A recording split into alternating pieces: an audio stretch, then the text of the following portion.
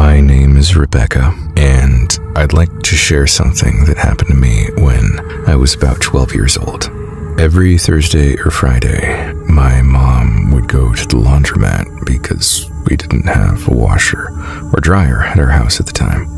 I really didn't like staying home with my sister since it was boring, so I always tagged along with my mom to help her. Even if it was just as boring, at least I always got snacks for going, so a win was a win. One Thursday evening, my mom was super busy, so we ended up going to the laundromat pretty late. Since the laundromat was located in a rundown neighborhood, it was a bit scary during that time of day. But since I'd been there multiple times at night, it wasn't that scary. Everything started the same, helping my mom load clothes into the washer, nothing out of the ordinary. Afterward, I started to get a bit hungry, like I always do, so I asked my mom if she could give me some money to buy snacks at the gas station. She handed me $10, and I left. The gas station wasn't too far, and since I'd always go alone, it was normal. This time, however, I felt an odd feeling, but I shrugged it off. I walked into the gas station and grabbed chips and a drink. I started to leave, but an old rusty truck caught my eye for some reason. I squinted and saw a middle-aged man with a slight beard. He was staring straight at a brick wall, but when he saw me, he made the widest smile I'd ever seen. I thought he was being nice, so I smiled back. But as I began to walk away, he followed me with his eyes. My heart sank. I bolted to the laundromat, and as I looked back, I could still see the man staring at me with the same smile on his face. As I made it to the laundromat, I could still see the truck, though only slightly, and I felt a bit safe. I opened my chips and began eating. As I was finishing my chips, I saw him enter, the same face, still staring at me. Chills went up my spine. I took my eyes off of him to ease me and decided to look out the window I was sitting behind. To my horror, they had parked in front of where I was eating. As soon as he saw my mom coming out of the bathroom, he walked out and got into his truck. When he began pulling out of the driveway, he continued to stare at me and finally took his eyes off as he drove away. I finally felt relieved. When he had left, I told my mom about everything. She looked just as scared as I looked, so we hurried up, folding the clothes, and left. I'm entering my freshman year of high school this year, and I still get chills remembering the incident. I'm going to tell you about the scariest thing that ever happened to me. Back then, I was living with my dad in a one-story house in a nice, quiet neighborhood. Everything was pretty normal during the day, but at night, whenever I climbed into bed and turned the lights off, I'd always hear an ominous scratching noise coming from everywhere and nowhere. Typically, it would only last a few seconds before stopping, and then I'd fall asleep. But that scratching grew louder and more frequent with each passing night. I eventually told my dad about it, but he just brushed it off, saying it was the house settling and that I should get used to it. Personally, I didn't want to get used to it, but I wasn't one to argue with my dad, so I did what he said. To block out the noise, I started sleeping with my pillow over my ears, and that seemed to help, at least for a little while. After a week, the scratching got so loud that it woke me up in the middle of the night, even with the pillow. At that point, I'd had enough. I had to find out what was making that noise and put a stop to it, or else I'd never get a decent night's sleep again. Rubbing my eyes, I sat up and listened again, placing a hand to my ear so I could figure out where it was coming from. To my surprise, the sound seemed to be coming from inside the walls, and it was moving. This startled me at first because I thought a person might be living inside the wall, possibly with bad intentions. But after thinking it over, it was probably just some raccoons or something. I climbed out of bed and followed the noise out of my room, then made my way down the hall. I had to tiptoe the entire way so I wouldn't wake my dad. If a raccoon really was crawling around inside the walls, then I could just scare it away by myself. At least, that's what I thought. The sound led me all the way down to my basement, a place I usually avoided. Whenever I went down there, I always felt uneasy, like I was being watched. I honestly wanted to go back to bed and forget the whole thing, but that scratching wasn't going away anytime soon. so I put on a brave face and opened the door. A chill ran down my spine as I peered down the stairway leading into the shadowy abyss. The scratching stopped for a second before picking back up again, almost as if whatever was causing it was now aware of my presence. For a moment, I thought I was making a big mistake going down there by myself. What if the animal was dangerous? What if it was bigger than me? I ignored those questions and scoffed at my own cowardice. I'm not scared of some dumb animal, I thought to myself, trying to be brave. All I have to do is be really sneaky and catch it by surprise. Feeling confident in my new plan, I immediately put it into action. I slowly descended the stairs in my bare feet. Surely that would be enough to quiet my footsteps, but as an extra precaution, I kept a hand over my mouth to muffle my breathing. It all proved pointless in the end. The wood creaked loudly under my feet with every step I took, making stealth pretty much impossible. So much for that idea, I thought while scampering the rest of the way down. If the creature was only vaguely aware of my presence before, then it undoubtedly knew my exact location now. The sound seemed to grow more frantic the closer I got to its source. I quickly followed it to a crawl space I didn't know I had. It was a small square opening in the side of a wall, just big enough for a child to squeeze through, with a little door that was slightly ajar. Since I'd already come this far, I laid flat on my stomach and crawled inside using my elbows, much like a soldier crawling under barbed wire. There was so little room that I had to stay as flat as possible to fit. It was dark and cramped, but I kept crawling until the sound suddenly disappeared. I paused for a moment, waiting for it to start again, but it never did. A little anticlimactic, but at least it had finally stopped. Before I could even think of getting out, however, I heard a loud squeak behind me. I quickly looked over my shoulder as fast as I could.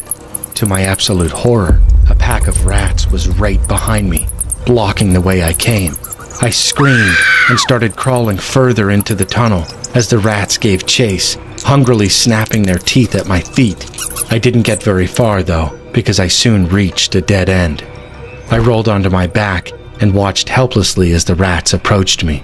I quickly raised both of my bare feet off the floor and bent my knees, preparing to kick them if they got too close. "Stay back, or else!" I stuttered, but the rats weren't scared of me in the slightest. And why would they be? Nosy little girls in pajamas probably wouldn't come down there very often, so I must have looked like a juicy all-you-can-eat buffet. Tears ran down my cheeks as I lay there, trembling, bare feet still raised in the air, waiting for them to attack. It felt like hours, but really it was only a minute or two. As if to taunt me, the rats kept snapping their teeth the closer they got to my bare soles. One of them tried to bite me, so I kicked it before quickly pulling my foot back. That must have angered them, because without warning, they all lunged at me. And that's when I screamed at the top of my lungs while kicking wildly. In an instant, I was swarmed by claws, teeth, and fur.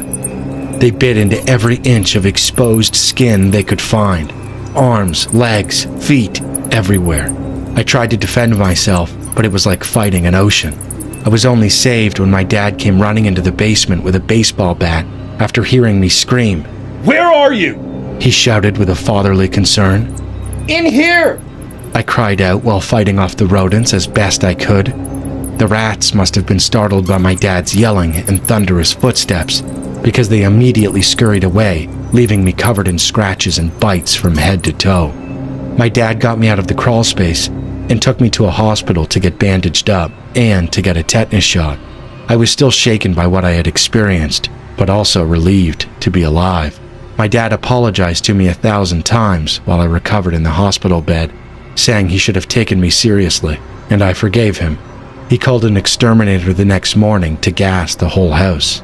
My dad and I had to spend a week in a hotel before returning home, and when we did, we never heard any more scratching inside the walls.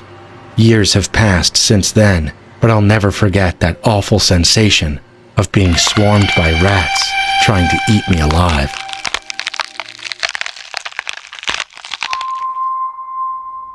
It was a Monday night in San Diego, California. I was driving back from my girlfriend's house. Just for a little context, I had gone over to spend some quality time with her. We laughed, drank, talked about love, typical 21-year-old relationship stuff. As always, we turned on the TV to bond over something we weirdly both enjoyed, the news. I know, not the usual bonding material, but it worked for us. At first, it was the same dry stories about politics and government nonsense. Just as we were about to turn it off and call it a night, a breaking news alert came on. A young girl, around 7 years old, had gone missing. She was last seen at a nearby playground, according to her frantic aunt. Now, where I'm from, kidnappings aren't common. So when we heard that, it hit me hard, left me with chills. Time passed quickly, and before I knew it, it was already 1 a.m. I had work the next morning, so I kissed my girlfriend goodnight, got in my old 2000 Ford Ranger, and started it up. As soon as I turned the key, the check engine light came on. Whatever, I muttered. The light had been on and off for years. I pulled out of her driveway and headed off. That's when things started to get weird. I was about 60 miles from my usual gas station, running low on fuel and driving on a dark, isolated road. No streetlights, no cars, nothing but the dim glow of my headlights cutting through the blackness. Then I saw something up ahead. At first, it was just a shadow, a tall, unmoving figure. I figured it had to be a tree or a sign, but as it got closer, my gut told me otherwise. About 6 feet from my truck, I slammed on the brakes. It wasn't a tree. It was something else. What I saw still haunts me. Standing in front of me was a towering creature, easily 8 feet tall. It had multiple horns sprouting from its head and jet black, empty eyes. A long, twisted grin stretched across its face, exposing blood-soaked teeth. Its body was static, like a broken TV signal, flickering and shifting.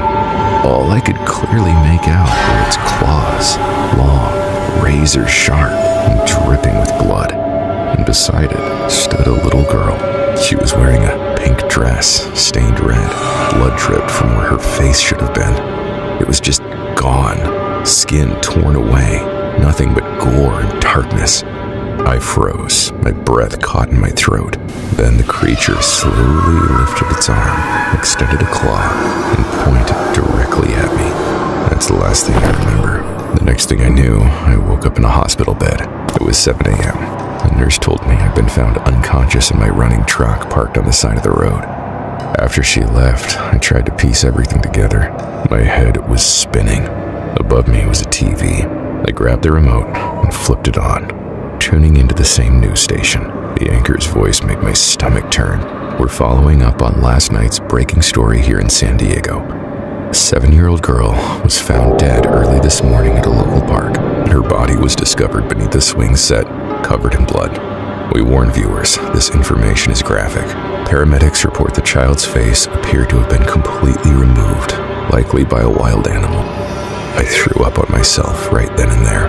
A week later, I traded in that old Ford Ranger for a used Honda Civic. I haven't driven to my girlfriend's house since that night, and when I do visit, it's only during the day, and I always take a different route home. But I needed answers. I started digging online, desperate to understand what I saw. I know it sounds crazy, but I searched for demons, haunted places, anything. Eventually, I came across a website listing the most haunted locations in San Diego. I scrolled past creepy stories about abandoned houses and haunted lakes until one article stopped me cold. Haunted park near Mira Mesa. That's where my girlfriend lives. I kept reading. The article described multiple reports of children disappearing from that very park over the years, only to be found the next morning, dismembered, or worse. It mentioned a legend dating back to the 1950s. A man had reportedly summoned a demonic force at that same park, and ever since, strange sightings and deaths have been reported. I felt my body go cold. Every hair stood on end. And now, right now as I write this, I swear I hear whispers outside my window. They're getting louder. Oh God, I can see it. That same horned, flickering creature is standing outside. It's smiling at me.